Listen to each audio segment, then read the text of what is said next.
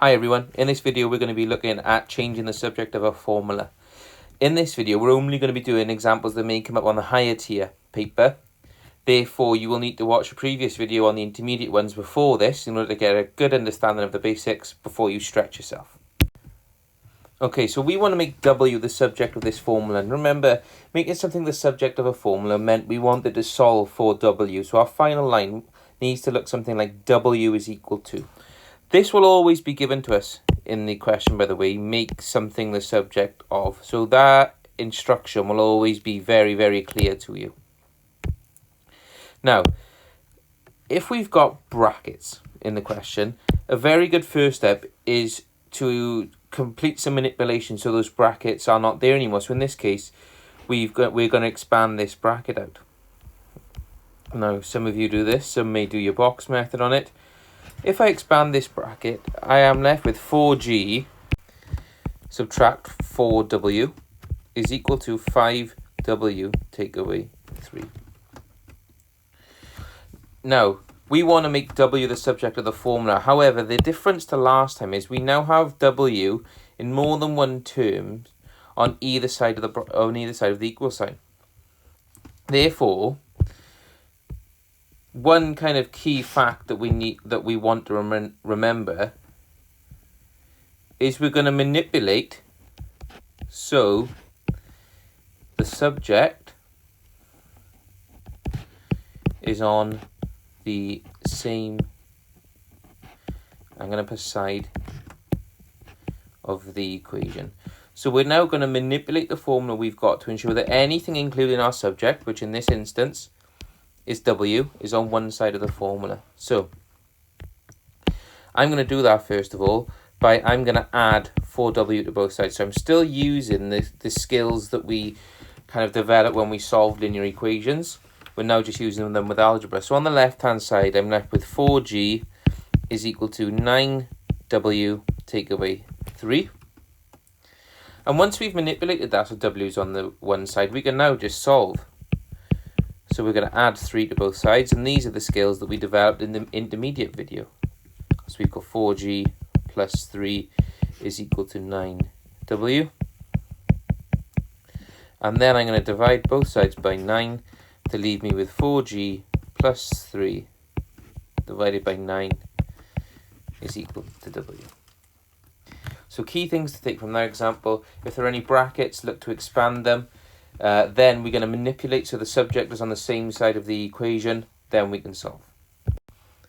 In this example, we want to make A the subject of the formula.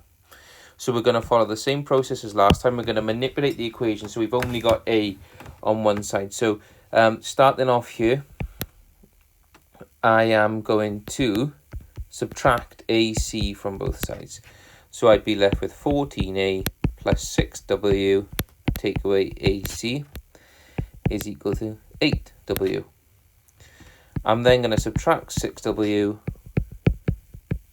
from both sides to leave me with 14A take away AC is equal to 2 lots of W.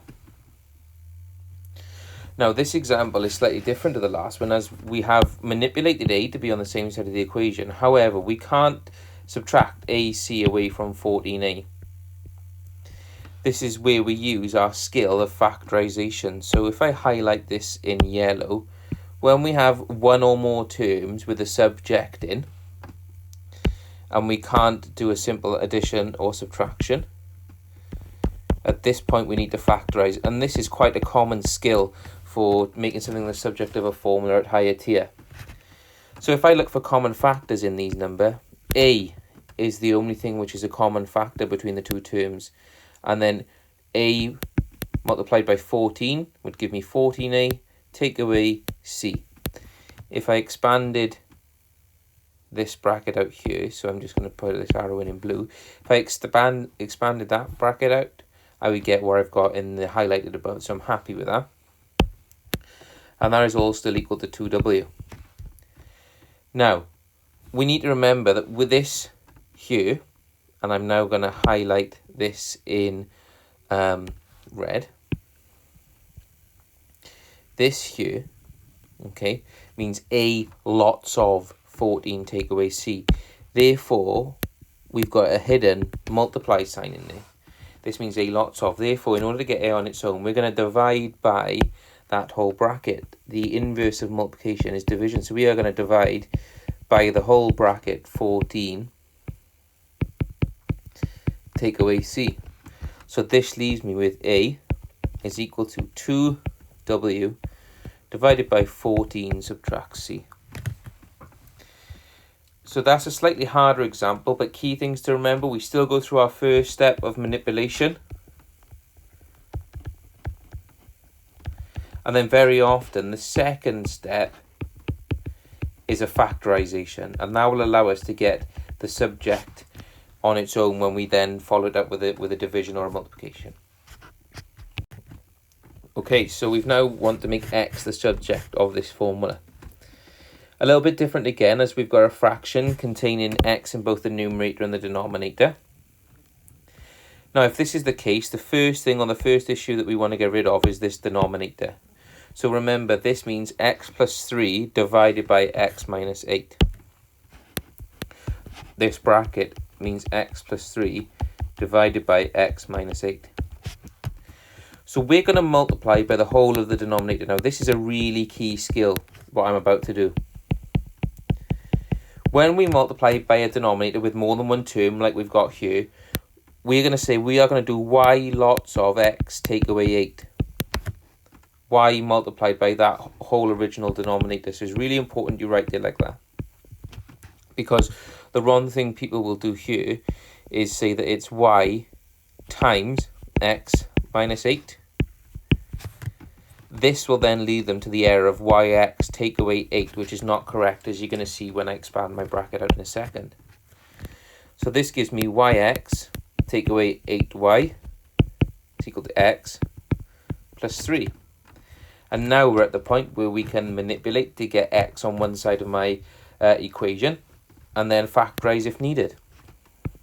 So the first thing I'm going to do is subtract x from both sides to leave me with yx take away 8y take away x is equal to 3. I'm then going to add 8y in to leave me with yx take away x is equal to 3 plus 8y. From this point again, now I notice here that I have all the terms involving the subject on one side. However, I need to factorize. So this becomes x lots of y minus 1 is equal to 3 plus 8y. And then, just need to move this up slightly. Then I'm going to divide by all of y minus 1. Which leaves me with x is equal to 3 plus 8y all over y subtract 1.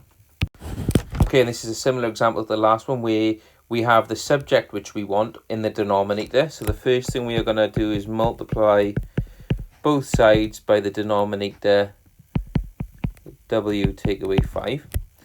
So again, remember we're multiplying by an algebraic term containing an algebraic expression, containing more than one term. So we're going to write it as a bracket. So when I expand this out, I get gw take away 5g is equal to w.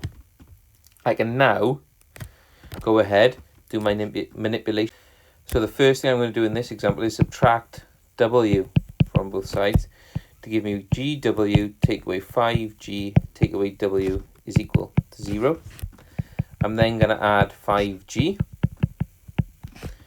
to give me gw take away w is equal to 5g.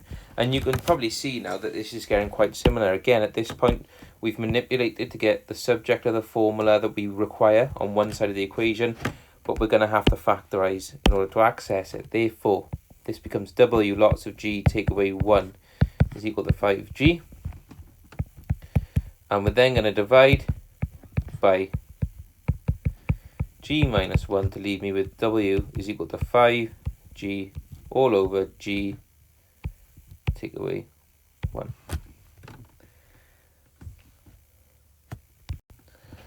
Okay, we're going to finish on two slightly weird looking examples, just in case if they come up in the exam, we are okay with them and we're comfortable doing what we're doing. Now, this equation here it says S is equal to a half of all this being multiplied together. U plus V in a bracket multiplied by T. Now, we can write this slightly differently because we're taking a half of everything. We could write this as all being divided by 2. And if we had to divide by 2, you would tell me we'd multiply by 2 to do the inverse in order to solve. So that is the first thing that we are going to do in this equation. We're going to multiply both sides by 2. This gives me 2s is equal to u plus v, and it's important I keep those in my brackets, all multiplied by t. Now again, we're multiplying by t here, we're taking lots of t. Therefore, I can divide both sides by t to get 2s divided by t is equal to u plus v. And finally, we needed to make v the subject of the formula, so we're going to subtract u from both sides. Now, when I write this, it's really important that I don't include it in my fraction. That fraction already existed. Subtracting u is equal to v.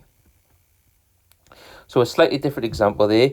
We just need to be aware of the manipulation that we can do when we have a fractional value like that. Okay, and finally, in this example, we want to make c the subject of the square root of gc squared minus v is equal to c. Now, this is a little bit awkward as we have a c here on its own already. However, it is not the subject as it involves another c there. Remember, I said in the previous video, when we make something the subject of a formula, we need a single amount of it, and that is the only thing involved in the equation is equal to. So therefore, the first thing we are going to do is remove the square root sign, because we cannot do any manipulation while something is inside a square root. Therefore, we square both sides to leave me with gc squared, take away v is equal to c squared. Now we do our manipulation to get c squared in this instance on one side of the equation. So I'm going to subtract c squared from both sides. And then I'm going to add v. So this leaves me with gc squared, take away c squared is equal to v. Now again, at this point here, I don't have the exact subject, but I have a power of the subject, the same power of the subject in both terms. Therefore, I'm going to factorize again. This time I'm going to factorize out to c squared, which is going to leave with g take away 1 is equal to v. So moving forward, I'm going to divide both sides by g subtract 1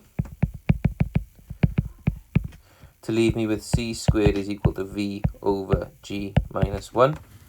And if I've got c squared, how I find out a single power of c is I square root both sides. This gives me c is equal to the square root of v over g take away